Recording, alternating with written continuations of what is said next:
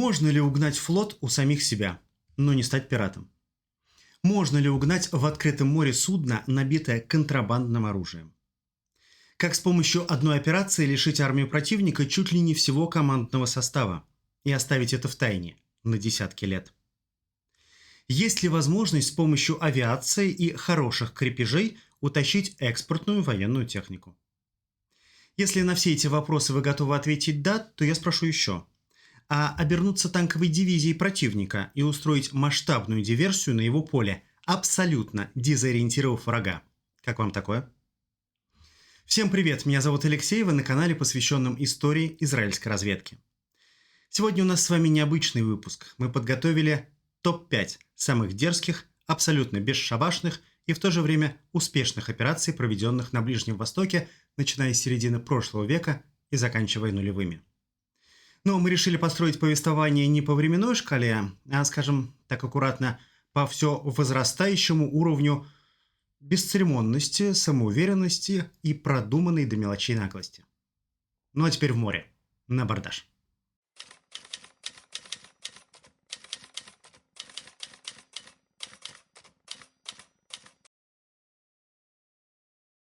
На пятом месте нашего хит-парада операция Ноа, когда Израиль доказал, что свое не отдаст ни при каких условиях.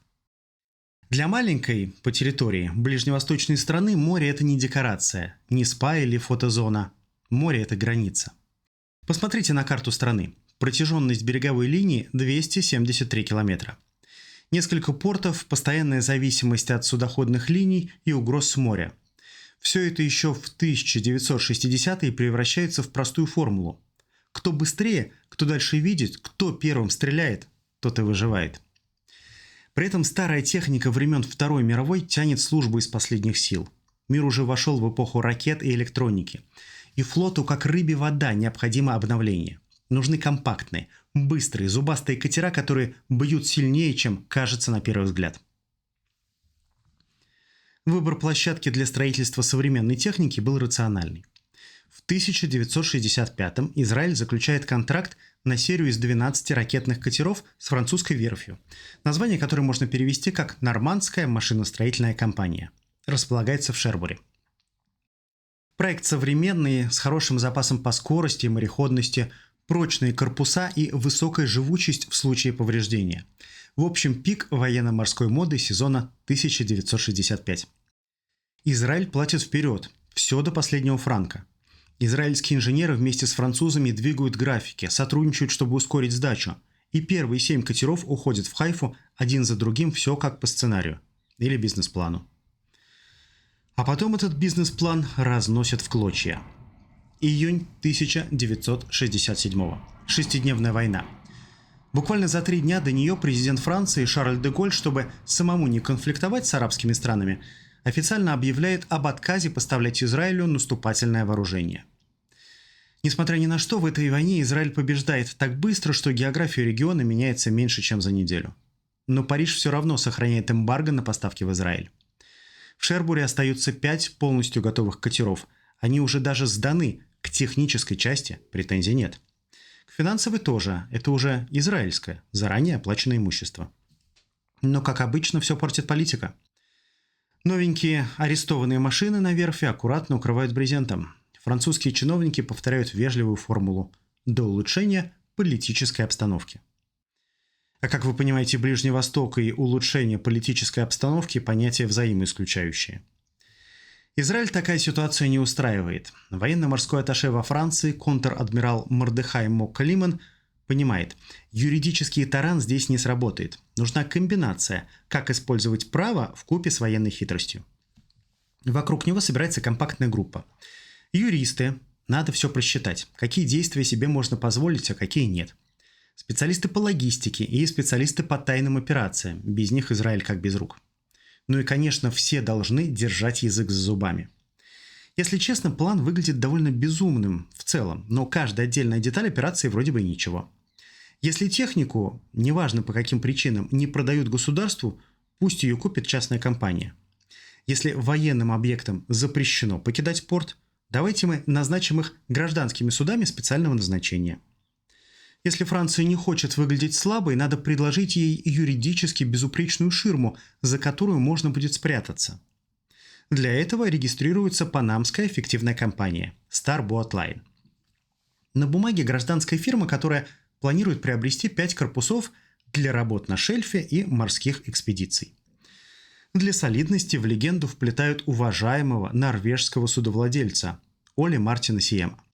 Человека настолько значимого, что его вскоре, в этом же году, удостоят звания командора Королевского норвежского ордена Святого Олафа.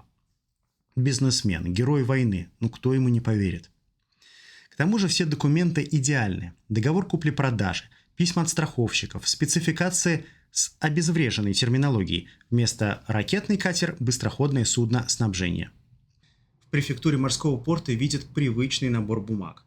А на верфи – обычную частную сделку. Вот респектабельный покупатель, вот живые деньги. Параллельно идет совсем другая работа – подготовка людей и железа. Шербур – маленький город. Любые необычные движения привлекают внимание. Поэтому необходимо необычное сделать будничным. Каждую ночь, по необходимости, запускают дизели. Техническое обслуживание, обкатка после замены масла – причина не важна. Местные привыкают к ночному гулу и перестают его слышать. Экипажи прибывают крохотными группами по 2-3 человека, разными рейсами с легендами туристов и техников. По городу живут в разных местах, не подавая виду, что знакомы. Ходят за багетами, пьют кофе и глинтвейн, обсуждают в кафе футбол. Для дела провизию и топливо подготавливают порциями, чтобы никто не увидел, как сразу на ровном месте выросло снабжение 5 кораблей. На катерах меняют названия и тактические номера. Теперь это Starboat с 1 по 5. Документы, выдаваемые портовой администрацией, подтверждают, суда переданы новому гражданскому владельцу. Но есть нюанс. Если с юридической и коммерческой точки зрения все в порядке, то с точки зрения политической не очень. Французы тоже не дураки. Корабли проданы, но они же гражданские. Так вы их переоборудуйте сначала. Да и будет немного странно, если на борт одновременно зайдут норвежские матросы и кто-нибудь, по старой морской традиции, на иврите выругается. В избежание такой оказии на судах дежурят французские военные. Как усыпить их бдительность? В прямом смысле. Уложить спать. Помните наших туристов? Они же приехали не кофе с багетами дегустировать, они скрупулезно собирают информацию про каждого офицера и рядового, которые охраняют товар от евреев, за который те уже заплатили. За каждым задействованным французом закреплена группа. Про своего подопечного они знают все. Рост, вес, привычки, хронические заболевания, аллергические реакции. И для каждого индивидуально разрабатывается снотворное с учетом всех возможных пропорций. У израильтян четкий приказ. Никаких жертв, никаких выстрелов. Если их раскроют, все сдаются местным властям. Время для проведения операции выбрали сказочное. Ночь с 24 на 25 декабря 1969 года. Время волшебства. Рождественская ночь, когда пустеют порты, дежурство сокращают до минимума, офицеры службы безопасности смотрят на часы чаще, чем на причалы. Да еще и погода отвратительная. Шторм 9 баллов. Для прогулки катастрофа. А для запланированной операции лучшая маскировка. Никто не поверит, что кому-то придет в голову выйти в море при таком ветре. К полуночи все причастные к охране нежно усыпляются, и один за другим катера отдают швартовы. Фонари погашены, команды на мостиках, короткие, все по-деловому, без эмоций. На берегу удаляются рождественские огни, а на рейде черная вода поглощает звуки турбин. Утренние караулы, заступая на службу в порту, видят пустые места у пирса. Сначала недоумение. Потом возвращается вчерашний шторм, правда, уже не природный. Начальство шумит на те же 9 баллов. Дальше сцена, о которой потом будут писать. Министр обороны Мишель Дебре в гневе звонит начальнику генштаба. Тот отвечает совершенно без воодушевления. Перехватывать значит стрелять. Стрелять значит международный скандал. И Париж делает вид, что все произошло в рамках частной сделки между двумя гражданскими компаниями. Формально Франция ни при чем, политически лицо сохранено, юридически рисков минимум, тем более и катера где-то уже в районе Португалии. Но сам переход тоже непростой. Из-за шторма на одном из катеров повреждения, на другом обнаруживают воду в топливе, ее в прямом смысле проверяют на вкус механики, нет другого метода. Надо заправляться прямо в море. Это тоже было продумано заранее. Встречи в точках с судами-партнерами под нейтральными флагами. Быстрый перелив и снова курс на юг. Маршрут через Ла-Манш, Бискайский залив, Гибралтар и Средиземное море. На каждом отрезке своя картина рисков. Рыбацкие траулеры, береговая охрана, случайные инспекции. Самое опасное – первый день, пока французская сторона не определилась, что ей выгоднее – кричать или молчать. Израиль рассчитал все правильно, выбирают молчать. И вот наступает канун другого праздника – 31 декабря 1969. Новый год. Катера входят в Хайфу, уже темно, на пирсе людей немного, встречают по-деловому. Это не парад, а возвращение собственности. Хотя на пресс-конференции до прибытия журналистов много. История, правда, сенсационная. Почему эта операция такая важная? Потому что она изменила израильский флот. Катера класса Саар-3, построенные в Шербуре, это платформа, на которую вскоре встанут израильские ракеты «Габриэль», новая электроника, средства радиоэлектронной борьбы. В 1973-м именно такие катера покажут, что ракетный морской бой можно выиграть не числом, а качеством. У Латаки и Демиетты они первыми в истории применят комплексную тактику РЭП и ракетного удара против советских термитов П-15. И выйдут победителями у куда более крупных арабских флотов. Ну а стала точкой входа в эту эпоху. Без нее не было бы ни тех боев, ни той уверенности. Кстати, милая деталь. Назвали операцию по имени внучки израильского офицера, руководившего всем процессом. Так что Ноа – это не только дерзость и шпионские трюки. Это еще и юридическая точность. Как оформить сделку так, чтобы противник выбрал молчание? Логистика. Как разнести по времени и месту людей, топливо, пайки, слежку и снотворное. Все согласовать. Про поведение. Как сделать необычное привычным. Ну и, конечно, дипломатия. Франция официально возмущалась, но не пошла на открытую конфронтацию. И Израиль тоже не стал демонизировать Париж. Ну а мы откладываем шербургские зонтики в сторону. Впереди у нас еще 4 безумные истории. И на 4-м месте Ноев ковчег.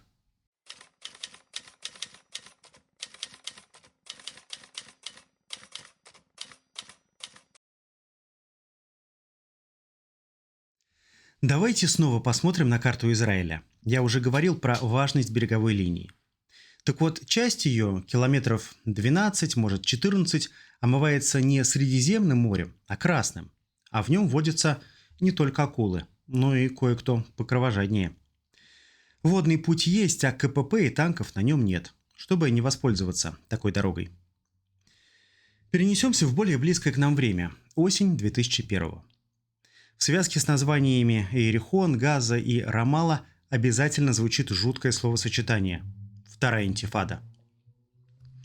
На суше блокпосты, в воздухе самолеты и вертолеты, а вот море обложить таким тотальным контролем пока не получается. Оружия, как всегда, не хватает всем сторонам конфликта.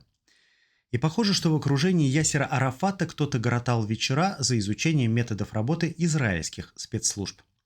По крайней мере, начало истории Ноев ковчег очень похоже на историю Ноа. Через подставное лицо Аделя Муграби, у него, правда, не было такой белоснежной норвежской репутации, как у одного из героев предыдущего рассказа. Адель поддерживал связь с Хизбаллой и курировал закупки оружия для палестинцев. А в этот раз он как бы для себя покупает у ливанской компании потрепанный сухогруз «Римка». Сделка происходит 31 августа 2001 года, и почти сразу эту развалюху, уже под именем Карин А, переводят под танганский флаг, юрисдикцию, где регистрация занимает минуты. По документам хозяйственный транспорт, по факту будущий носитель 50-тонной угрозы. Витрина складывается из привычных элементов: смена владельца, новый флаг, гражданский маршрут. За ширмой цепочка связняков. В роли ключевого финансового организатора Фуад Шубаки, ветеран окружения Арафата. Именно он позже получит судебный срок за Карин А. Капитан Амар Акави, бывший офицер палестинской морской полиции, активист Фатх. А на самом верху та самая серая политическая зона, где интересы окружения палестинской автономии пересекаются с каналами Ирана и Хизбаллы. Снова перематываем немного вперед, уже декабрь, ночной берег острова Киш в Персидском заливе. Без прожекторов, без корабельных журналов на палубу заходят водонепроницаемые контейнеры с соответствующей маркировкой. Внутри 50 тонн оружия. 122 и 107 миллиметровые реактивные снаряды для «Катюша». Понятно, откуда поставки? 80 и 120 миллиметровые минометные снаряды. Противотанковые средства, винтовки, автоматы Калашникова, это само собой. Взрывчатка порядка 2,5 тонн. Резиновые лодки и дайверское снаряжение. Часть упаковок снабжена буями. Схему задумывали так: сбросить за борт, подобрать малыми судами у берега. Иными словами, подводная доставка до двери. Дальше по плану Карин-А должна была проскочить через Оманский залив, Баб-эль-Мандебский пролив, уйти в Красное море, а затем к египетскому побережью в районе Эль-Ариша. Там 3 маломерных судна морской полиции должны были принять контейнеры и доставить в Газу. Буи позволяли бы сбрасывать тюки на якорь еще в море. Вся схема с расчетом на то, что здесь никто наверняка не ждет. Израиль к тому времени уже давно относится к морю как к границе. Радио и агентурные источники отмечают фантомный торговый сухогруз, который идет без остановки в портах, меняет скорость, держится подальше от лишних глаз. Для ВМС и Шаята-13, это израильский командос, картина складывается понятной. Встречать не в гавани, а за горизонтом. Там, где груз еще не коснулся берега, и шанс на чистую операцию по перехвату максимально высокий. В штаб ложатся сводки, и становится очевидно. Риск велик, но решать надо быстро. 3 января 2002 предрассветные часы. Красное море, международные воды, курс на Суэц. Над волной вертолеты ВВС, на волне катера морского спецназа. Команда короткая. Начали. Штурм проходит без единого выстрела. Экипаж застигнут врасплох. Капитан Амар Акави поднимает руки. У штурвала уже израильтяне. Судно берут под контроль и ведут в Эйлат, куда оно зайдет ночью 4 января. На пирсе пресс-пул военные дипломаты через пару часов в трюмах Ноева ковчега журналистам показывают не спасенных животных, а склад боеприпасов. Серийные номера, маркировку на фарси, аккуратную укладку. Море в этот день перестанет быть нейтральным. Прайс этой плавучей доставки смерти выглядел следующим образом. Само судно примерно $400 тысяч. Гражданский груз – маскирующая партия. Знаете, как в кино показывают, что наркотик перевозят под упаковками с кофе. Еще $3 миллиона. И, наконец, то, ради чего все затевалось. Так сказать, взрывная начинка. $15 миллионов. Если бы эти позиции дошли до Газа, под угрозой оказался бы Ашкелон и прибрежная полоса. При попадании на западный берег зона поражения дотягивала бы до кластера центральных городов и даже аэропорта. Это бы уже сильно изменило баланс сил. Публикация фото из трюмов и официальные брифинги в Иерусалиме резко меняют международный контекст. В Вашингтоне заканчиваются сомнения. Когда печати на фарси и нумерация ящиков лежат на столе, фразы вроде «это не нам» уже не имеют никакого смысла. Отношения США с Ясером Арафатом после Карин-А стремительно деградируют. Процесс разошелся с морелогистикой. На ближневосточных столах переговоров появляется новая незримая табличка «Морская составляющая. Фактор безопасности». Что стало с участниками? Капитан Амар Акави в первых интервью из тюрьмы еще пытается говорить, думал, что везет запчасти для сельхозтехники, но потом признался, что знал про оружие. Финансист Фуад Шубаки также был осужден по делу Карин-А, отбудет срок и лишь в марте 2023 выйдет на свободу, уже стариком. Карин-А стоила несколько миллионов, груз в 5 раз больше, а политический ущерб для тех, кто стоял за схемой, куда дороже всех этих цифр. В порту Эйлата утром, когда вскрывали трюмы, один из офицеров сказал: «Море все помнит». В нашей истории это предисловие к следующей главе.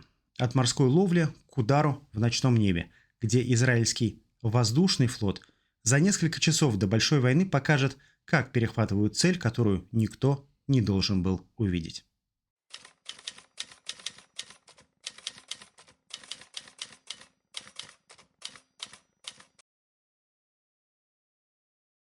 На 3-м месте у нас угнездился петух. Это если по-русски. На иврите Тарниголь. Почему такое название? Операция тоже началась ни свет ни заря и тоже стала таким предвестником, только не зари, а войны. В Впрочем, не забывайте, что по обе стороны конфликта были выходцы из соцстран, а за спиной Египта неизменно угадывалась тень СССР. Так что в птичьем названии вполне могла читаться еще одна коннотация. Вечером 28 октября 1956 года на одной из авиабаз страны происходит странное. Со взлетно-посадочной полосы поднимается легкий моторный американский самолет «Харвард». За ним пытается удержаться тяжелый и мощный реактивный истребитель. Участники этих необычных соревнований не то что в разном спортивном весе, они вообще из разных видов спорта, как спринтер и боксер. Чтобы понять, зачем в небе разыгрывается эта пьеса, давайте отмотаем пленку примерно еще на сутки назад. Разведка приносит невероятную по своей ценности информацию. В ближайшие часы из Дамаска в Каир вылетит борт Ил-14. На борту весь египетский генералитет и министр обороны, главком армии Абдель-Хаким Амер. Представляете, какая удача накануне войны? Руководство ВВС Израиля принимает решение перехватить цель над морем в полной темноте и полной секретности. На базу срочно вызывают 2 человек из только что сформированной 119-й эскадрильи, также известной под кодовым именем «Летучая мышь». Пилот Юаш Цидон и штурман Ильяшив Брош – единственные на тот момент в стране специалисты, которым под силу такая задача. Что сложного сбить самолет в воздухе? Объясняем на пальцах. Со слов самого пилота, он рассказал об этой операции спустя 33 года. Смотрите. Советский Ильюшин – медленный, тяжелый самолет с поршневыми двигателями. Крейсерская скорость – 350 км в час. Отправить на охоту за ним в данный момент Израиль может только мощный реактивный истребитель «Метеор». Его минимальная, почти посадочная скорость – 300 км в час. При такой скорости истребитель практически неуправляем. Он может держаться в воздухе только с положительным тангажом, с задранным вверх носом. Уже непросто. Добавьте ночное время. Оба участника дуэли летят без опознавательных огней. Густой туман, низкая температура, которая влияет и на оружие, и на точность приборов по обнаружению цели. Основная проблема в том, что радар тогда был не черным ящиком, а живым капризным организмом. Его нужно было постоянно уговаривать правильно работать, особенно на метеорах, особенно на Ближнем Востоке, где температура постоянно меняется и сбивает точность приборов. Для того, чтобы их настроить правильно, Цидон и его штурман Брош летают за учебным Харвардом. За несколько часов до начала операции они должны понять, как удержаться в воздухе на предельно низкой скорости и как верно настроить радар.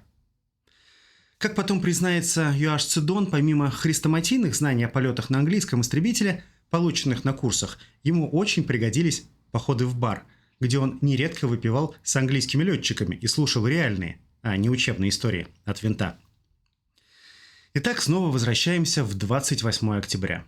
Время близится к 8 вечера. Сирия и Египет уже координируют действия по каналам связи. Все указывает на то, что Ил-14 действительно летит вдоль побережья из Дамаска в Каир. Израильтяне готовы.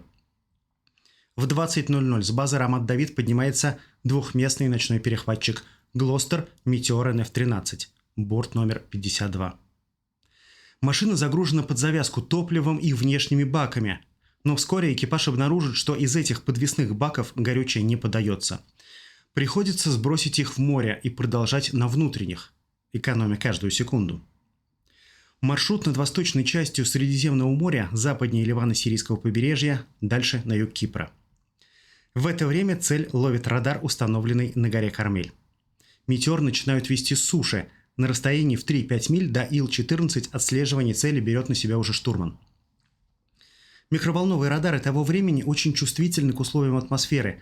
Перепады температуры и влажности глушат сигнал, и радар уходит с направления. На ночных метеорах и других перехватчиках антенна радара стояла в носовом обтекателе. Антенна сканировала с помощью механического привода. Любой люфт, вибрация, износ и азимут цели на экране уже не совпадает с реальным. Если антенна была чуть смещена или перекошена относительно оси самолета, пилот по радару целится прямо, а на самом деле стволы и самолет смотрят чуть в сторону. Приходилось сводить ноль радара с осью самолета вручную. Штурман направляет пилота голосом, заранее отрепетированными командами. Право значит крен в 30 градусов.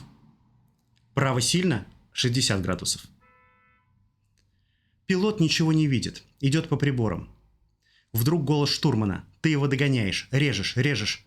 Через туман проступают сопла двигателя Ильюшина. Расстояние 100 метров максимум. Для заявленных скоростей это мгновение. Цидон видит завораживающую картинку. Синее пламя в красноватом сопле. Это он сам так описывал потом.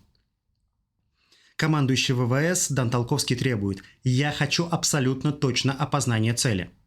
Принято. Пилот выравнивает самолет крыло в крыло. Оба борта полностью затемнены. Видно только приборы с красной подсветкой. Задача сравнить форму машины. В те годы на Ближнем Востоке в военной и гражданской авиации активно использовались американские самолеты Дакота. Внешне похожие на Ильюшин, особенно в таких условиях. Первичная верификация пройдена. Второй этап – вглядеться в иллюминаторы. Когда операцию рассекретили, Илья Шиф так и рассказывал: тех, кто сидел в креслах, он не увидел, но видел тех, кто ходил по салону. Это были люди в форме. Пилот докладывает: опознание достоверное. Дан Толковский разрешает открыть огонь. Трассирующие снаряды в ночном небе ослепляют пилотов. Правую пушку клинит. От низкой скорости и стрельбы «Метеор» уходит в штопор. Только проведенная накануне тренировка с медлительным Харвардом спасает экипажу жизнь. Они делают практически невозможное. Вытягивают машину из штопора и поднимают носом вверх. Прямо над ними что-то мерцает.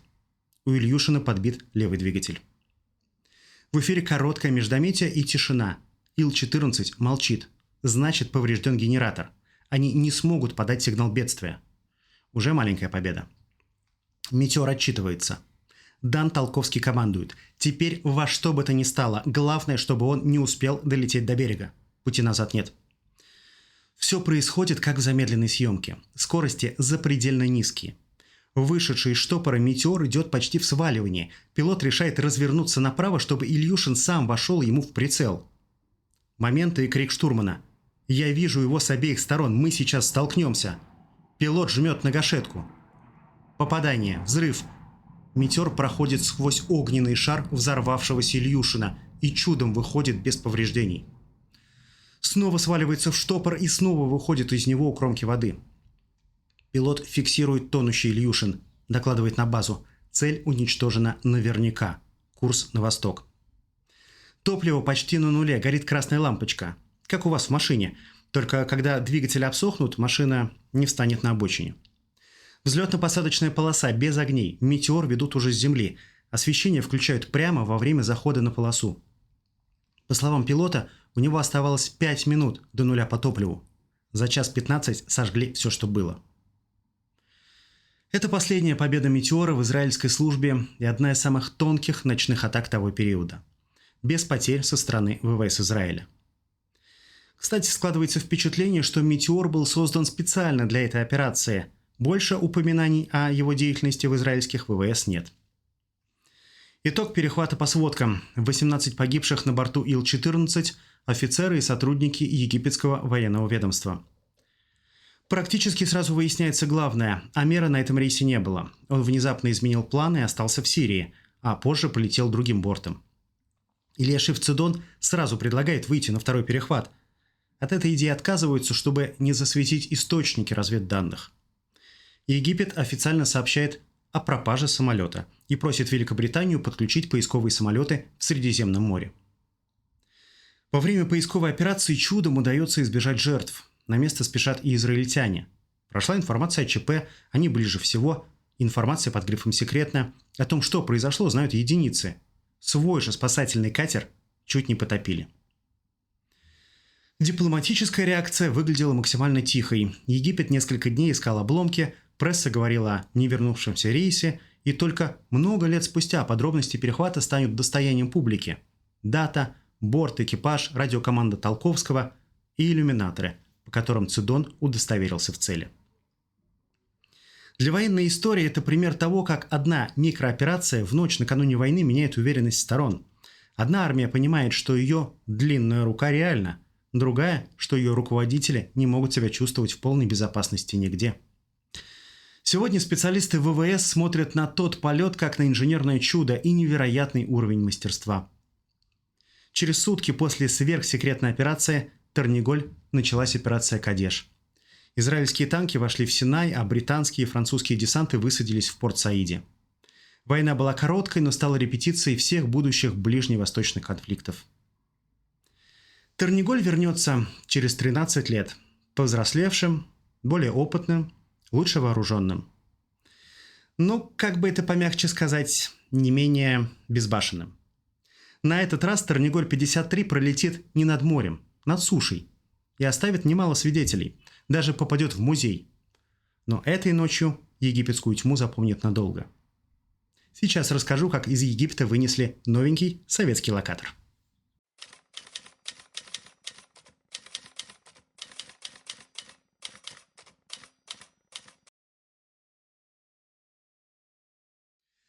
Конец 1969 года. Война на истощение день за днем выжимает силы у обоих берегов Суэцкого залива. Египетское ПВО, усиленное советскими расчетами, закрывает небо куполом из РЛС и комплексов С-75. Для израильских пилотов это означает простую вещь. Тебя видят раньше, чем ты успеешь выйти на боевой курс. Считается, что локатор метрового диапазона П-12 – глаз этой системы. Дальность обнаружения – до сотен километров. Уверенная работа по высотным целям, связка с наведением ЗРК. Разбомбить не проблема, но понять, как он видит мир – вот это правда интересно. И тогда в штабе звучит предложение, которое на бумаге выглядит как шутка. Не уничтожить, а унести радар целиком. Решение принимают быстро и тихо. Операцию возглавляют боевые командиры сухопутных войск и ВВС. В исполнителях 35-я парашютная бригада и новые тяжелые вертолеты СН-53 «Ясур», только что принятые на вооружение. Поэтому и кодовое имя операции – «Терниголь-53». Первая часть названия от предыдущей птичьей истории «В ночном небе», вторая от номера вертолета, который должен поднять многотонную добычу. Схема напоминает часовой механизм. Авиация создает отвлекающий шум вдоль канала, удары и ложные налеты, чтобы загнать египетские посты под укрытие и заглушить радиопереговоры. Под этот саундтрек 3 суперфрилона доставляют десант к цели на западном берегу залива, в районе Рас-Гариба. Группа штурмует площадку с РЛС П-12, нейтрализует охрану и берет небольшой гарнизон. Инженеры сразу переходят к разборке. Антенная ферма, пост управления, генераторы – все режется и помечается цветной краской, чтобы не перепутать узлы при подвеске. Ну, кроме того, этот конструктор потом собрать же еще правильно надо. Когда площадка подготовлена, заходят 2 ясура. Им предстоит подцепить крупнейшие секции и унести радар над водой на минимальной высоте. 26 декабря. Глубокая ночь. На аэродроме готовят вертолеты. Проверки проходят буднично. Списки, тросы, подвески, повтор маршрутов. В небе самолеты прикрытия. На воде темная полоса Суэцкого залива. Суперфрилоны идут почти на гребне волны, маскируясь рельефом. На высадку даются минуты, если не секунды. Пара коротких очередей и сопротивление подавлено. По итоговым израильским отчетам у египтян несколько убитых и пленные. Остальным не до героизма. Налет уводит внимание в сторону канала. Дальше начинается слесарный инженерный балет. На площадке темень, фонари закрыты кожухами, чтобы не бить в небо. Болты в коробке, кабели в мешки, каждая стойка помечена секция А1, А2. Слышно только свист ключей и шепот коротких команд. В каком-то смысле это не бой, а ночная смена электромонтеров, которым дали 1,5 часа вместо 3. Когда все готово, появляется низкий гул. Подходит СН-53. Внизу люди с жезлами, левее, правее, Вира, Майна.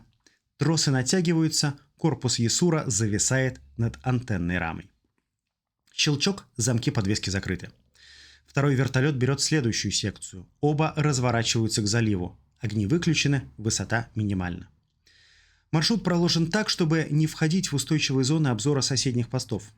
На борту тишина, летчики идут по точкам, а инженеры внизу продолжают срезать хвосты. Все мелочи и запасные блоки тоже полетят в Израиль, только частями и следующим рейсом. Над водой воздушный поток поднимает соленый туман. Пилоты держат машину идеально ровно, без рывков, не ускоряются. Любое лишнее движение и груз качнется. Через залив домой, дальше к заранее подготовленной площадке. Приземление почти по-учебному точное. Начинается разгрузка. На земле встречают специалисты РЭП и инженеры ВВС. Им предстоит разобрать П-12 до последней заклепки и перевести ее язык помех и частот на иврит. Советское П-12, натовское обозначение «Спунрест», не просто железо на ферме. Это настройки, шаблоны работы, характерные артефакты, как локатор ведет цель, как реагирует на активные помехи, как терпит ложные отметки, какие есть боковые лепестки, диаграммы направленности. На этой базе конструкторы и офицеры РЭП изучают, где ставить заслоны, где маскировать удар, как ослеплять наведение С-75 на последнем участке. До этого момента были только догадки и моделирование, теперь проверяемая матчасть. Эффект оказывается двойным. Технический. Понятный. ВВС получают набор инструментов, который потом сыграет роль и в финале войны на истощение, и в первых месяцах следующей войны, когда придется пробивать коридоры сквозь ПВО. Психологический. Еще ощутимее. Египетские войска утром видят чистую площадку, где ночью стоял локатор. Без взрывов, без обломков, без шанса найти обидчика. Это удар по ощущению неприкосновенности. Если противник может ночью унести станцию целиком, значит никто и ничто не может чувствовать себя в безопасности.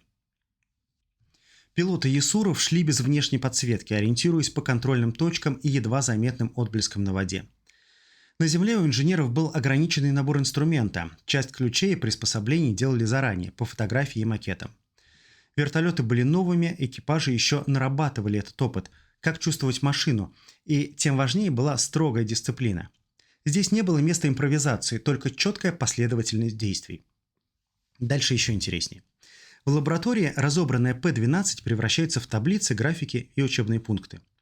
На полигонах гоняют режимы помех, отрабатывают ложные цели и зеркала. Пилоты учатся нырять в тени и выходить на атаку там, где локатор проваливается. Короче, изучают новую игрушку со всех сторон. И знаете что? Чуть позже, но в том же году, подполковник Виктор Франко, командир оперативного подразделения, заявляет: радар не несет большой ценности. Ильяху Ицхаки, инженер-электронщик, и вовсе отзывается пренебрежительно. Мы хорошо их знали. Как молодой офицер в подразделении я был одним из членов экипажа, который инспектировал радар на базе Сиркин. В этом не было ничего нового, чего бы мы не знали. Американцы брали его у нас надолго, но не для того, чтобы изучить его свойства, а чтобы сделать точно его копии в учебных целях. Рейд имел огромное пропагандистское и политическое значение, но в области радиоэлектронной борьбы не имел никакого значения. Конец цитаты. Локатор, который Советский Союз с помпой представил Египту и который так технично перенес через границу Израиль, оказался высокотехнологичной ширмой и сейчас стоит в музее ВВС Израиля как напоминание об одной из наиболее успешных спецопераций за все время войны на истощение. И все же иногда полезнее для имиджа и общего дела не унести сувенир на вертолете, а проехать днем по вражескому берегу так, чтобы тебя приняли за своего. В том же 1969-м Израиль проведет один из самых дерзких рейдов. Бронеколонна в египетской форме пройдет десятки километров вдоль Красного моря, уничтожая радары и узлы связи. И уйдет тем же путем к своим кораблям. История получит немного скромное имя – «Изморозь». Но за этим словом скрывается настоящий игровой театр на площадке театра боевых действий.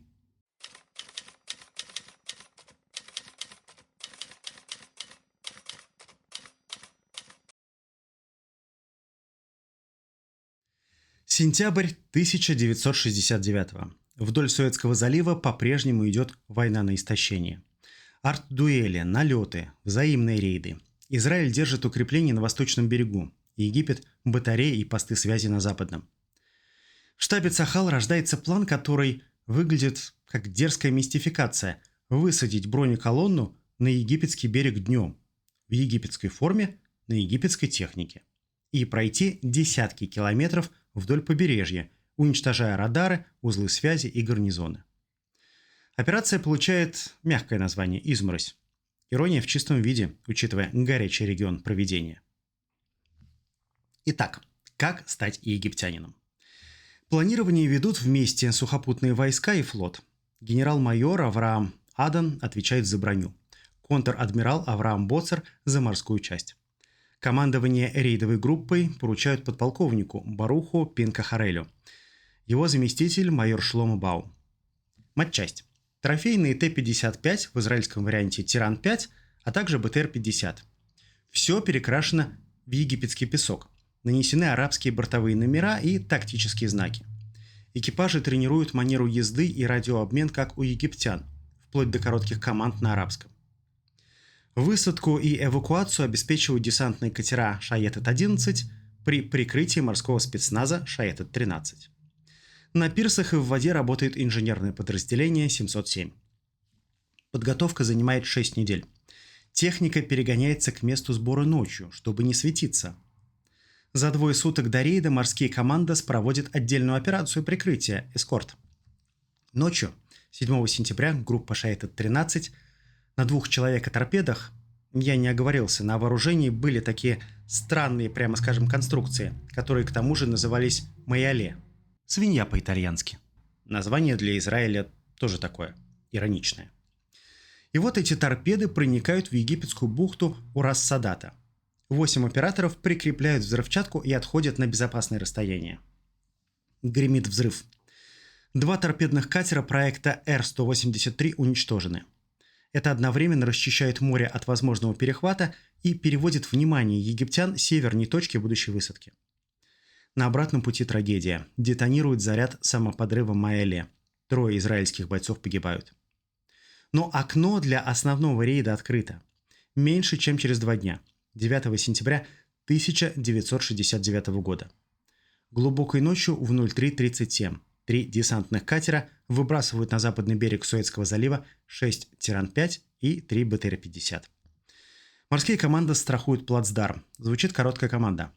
Поехали. Теперь вы египтяне. Колонна в открытую берет курс на юг. Днем с привычными для египетской армии интервалами. На обочинах настоящие египетские посты. Кто-то даже машет колонне. Форму, номера и силуэты воспринимают как свои. Первой целью становится армейский лагерь у Абу-Дарага. Короткий бой, радар и узел связи уничтожены, гарнизон обездвижен. Дальше двигаются технично. Удар-уход.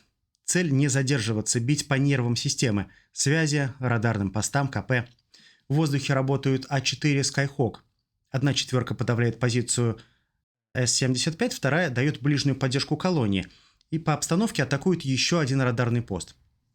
102-я эскадрилья подключается позже. Над путем колонны постоянный зонтик из пары дежурных самолетов. Именно в этой фазе Skyhawk теряет ведущего. Майор Хагай ранен, катапультируется над Суэцким заливом и считается пропавшим без вести до сих пор.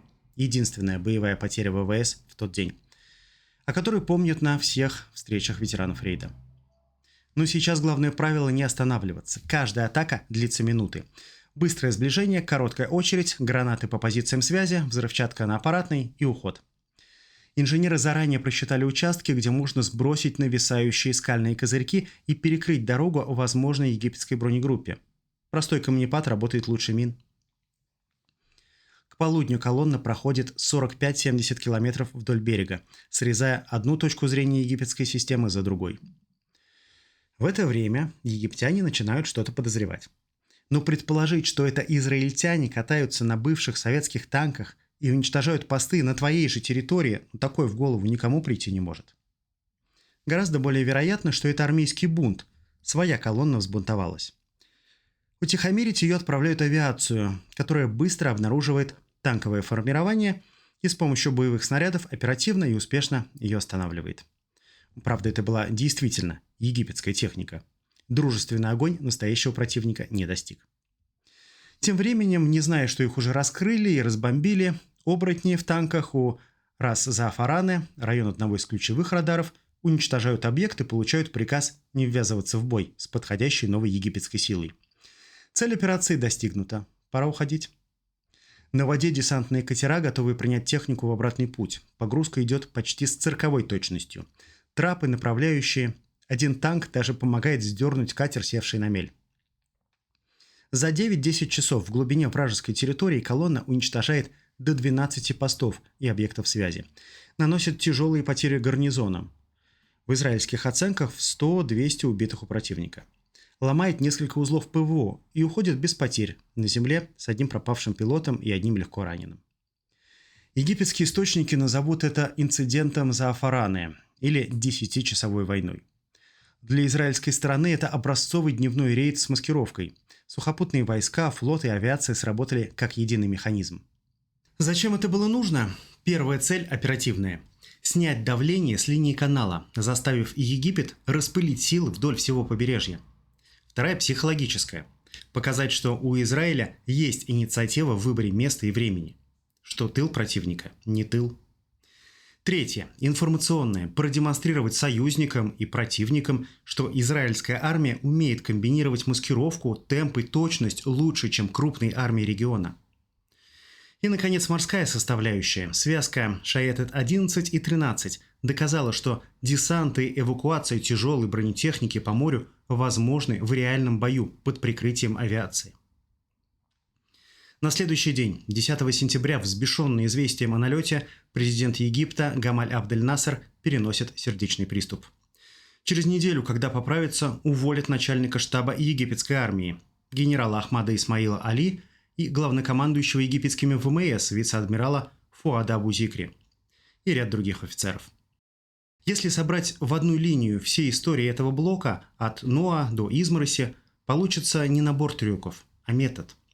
Израильские операции не строились на чуде, они опирались на 4 вещи.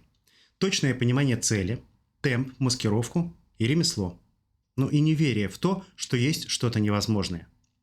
И почти всегда на заранее подготовленную сцену, где моряки, пилоты, разведчики и инженеры играли одну партию.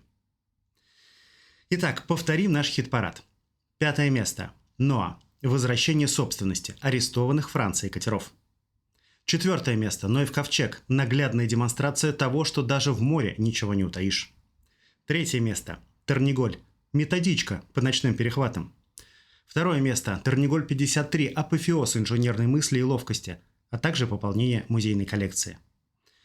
И, наконец, 1 место. Изморозь. Операция с зашкаливающим уровнем маскировки и дерзости.